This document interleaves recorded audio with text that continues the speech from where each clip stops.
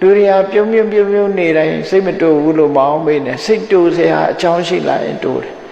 အဲ့ဒီတိုးစရာအကြောင်းရှိတဲ့တန်းနဲ့မတိုးမှသဘောကောင်းတယ်လို့ပြောလို့ရတယ်သူနေရင်တော့လူကောင်းကြီးပေါ့အခက်ခဲကြုံရတဲ့နဲ့ဒေါသဖြစ်เสียအာယုန်နဲ့တွေ့ပြီးဒေါသမဖြစ်ဘူးဆိုမှဒါကိုဆန်းစစ်ကြည့်ဖို့လိုတယ်ဘလောက်တိုင်းတာထိဒေါသမဖြစ်အောင်ငါထိန်းနိုင်တယ်လဲ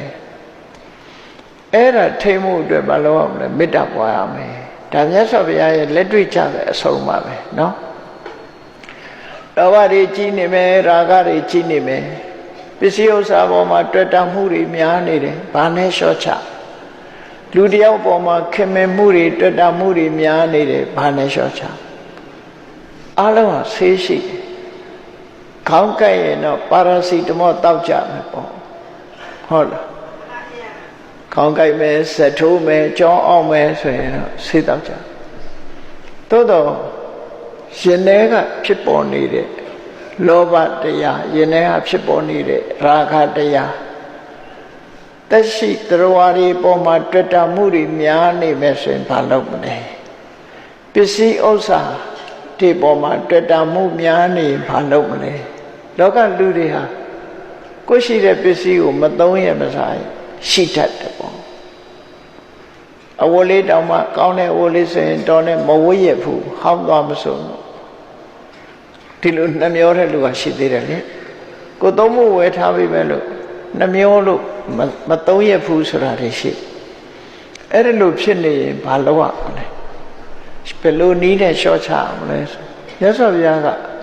အဆုံးအမတွေပေးထားရှိတယ်လူတယောက်ပေါ်မှာတွေ့တာမှုတွေဆွလတ်မှုတွေများနေမတင့်တယ်မှုယွန်းစရာကောင်းမှုဆိုတဲ့အတုပတင်ညာကိုပွားများရမယ်လို့သူဟောတယ်မတင့်မတဲယွန်းစပွဲတွေကိုနှလုံးသွင်းဆင်ခြင်ခြင်းအပြင်တွေ့တာမှုကိုလျှော့ချလို့ရပစ္စည်းဥစ္စာပေါ်မှာသိတွေ့တာနေတယ်မသုံးရမဆွဲရဖြစ်လာပြီဆိုရင်အနိစ္စတင်ညာနဲ့လျှော့ချလောက်ကြည့်လက်တွေ့အနိစ္စတင်ညာဆိုတာဒီပစ္စည်းလေးငါမသုံးလို့ရှိရင်လေတနေ့ကြလို့ရှိရင်ငါကတော့လဲပစ္စည်းကိုစွန့်ရမယ်ပစ္စည်းကတော့လဲငါ့ကိုစွန့်သွားမယ်တခုတည်းမြယူသွားပါသွားမယ်လေကိုယ်စွန့်သွားတယ်ခေါ်တာကိုကတော့လဲပစ္စည်းကိုစွန့်ပစ္စည်းကတော့လဲကိုယ်ကိုစွန့်ဖြစ်တယ်မသုံးမပြုပဲနေရင်လည်းသူ့ဘာသူဟောင်းနှွမ်းပျက်စီးသွားမှာပဲအနိစ္စသဘောတရားအရာအဲ့တော့လှုပ်သိရင်လှုပ်ရမယ်သုံးသိရင်သုံးရမယ်သုံးသိတဲ့အချိန်ငါသုံးရမယ်ဆိုတဲ့မှန်ကန်တဲ့အတွေးပေါ်မူတည်ပြီးတော့ဆုံးဖြတ်အနိစ္စတင်ညာနဲ့ရှော့ချပြီးတော့ကိုယ်ပစ္စည်းကိုသုံးတာမျိုးဖြစ်ရဟောမြတ်စွာဘုရားလက်တွေ့ကြတာဟောနော်လက်တွေ့ကြတာဟောမုန်းတိမှုတွေများနေတယ်သူတယောက်ကိုအဲ့တော့ဒေါသဆိုတာနေရာကပေါ်လာတာမှမဟုတ်တာကိုမကြိုက်တဲ့လူနဲ့တွေ့ရင်ဖြောင်းကနေဆိုဒေါသဖြစ်လာကိုမကြိုက်တဲ့စကားပြောလိုက်ပြီဆိုမှဒေါသဖြစ်လာအဲ့ဒီလိုဖြစ်လာပြီဆိုရင်ဘာနဲ့ဖယ်ရှားပြစ်မလဲမေတ္တာဘာဝိတ္တဘာဒေါသတဘာနာယပွားရမယ်ဆိုတဲ့အခါမှာဒေါသရဲ့အကျိုးနဲ့အပြစ်ကိုဆင်ခြင်မှုလိုအပ်တယ်ဒေါသရဲ့အပြစ်ဆိုတာမမယွင်လုံးတတ်တယ်နောက်ဆုံးမှာဒေါသဖြစ်လို့ရှိရင်စိတ်တိုးလာတဲ့လူတယောက်ဟာကိုယ့်ရဲ့စိတ်ဓာတ်ပျက်စီးပြီးနောက်ဆုံးနှလုံးရောဂါရှိရင်ကိုယ်ပဲဒုက္ခရောက်မယ်သွေးတိုးရောဂါရှိရင်လည်းကိုယ်ပဲသွေးတိုးမယ်အပြစ်တွေကိုရှားကြံပြီးတော့ကြည့်အဲ့ဒါလို့ဒေါသဖြစ်ပြီးတော့တစ်ဖက်သားကိုလုံးမဲ့ပုဂ္ဂိုလ်ဟာဘာနဲ့ဥပမာတူတော့ဆိုရင်မစင်နဲ့ခောက်ပြီးတော့သူများကိုပေါက်တယ်နဲ့တူတူပဲသူ့ကိုမစင်ကအရင်လူမှသူများကိုပေါက်တာကလွဲချင်လွဲအောင်ပဲဒေါသဖြစ်ပြီဆိုရင်မစင်နဲ့ပေါက်တာနဲ့တူတူပဲတဲ့ကိုဟာအရင်ခံရမယ်ဒီဒေါသရဲ့ဓာတ်ကိုသူများကနောက်မှခံရအဲ့တော့ပထမခံရတာကိုဆိုတာကိုဒေါသရဲ့အပြစ်ကိုဆင်ញင်စဉ်းစားတတ်ဖို့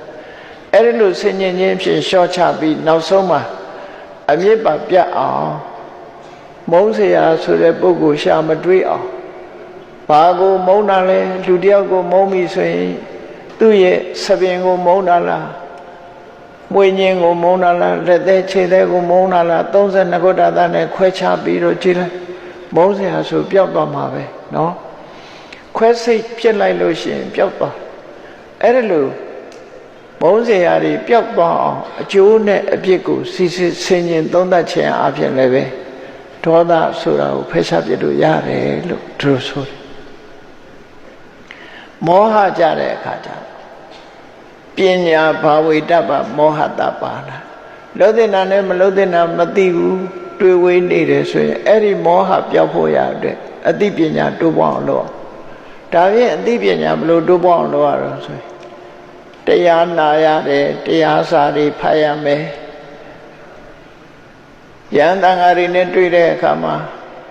ဘလို့နေသင့်တယ်ဘလို့ထိုင်သင့်တယ်ဘလို့တွေးရမယ်စာပေသင်ကြားပို့ချမှုစာပေသင်တန်းတွေတက်ရမယ်ဓမ္မသင်တန်းတွေတက်တယ်ဒီလိုဟာမျိုးတွေနဲ့လျှော့ချဖြစ်တယ်ပေါ့နော်ဓမ္မသင်တန်းတက်တဲ့အခါမှာလည်းပဲ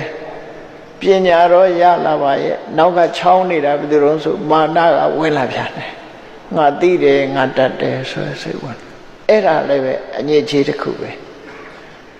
ငါသိတယ်ဆိုအတွေးဘယ်တော့မှမတွေးနဲ့ငါမသိသေးဘူးဆိုတာပဲစဉ်းစားရမှာဖြစ်တယ်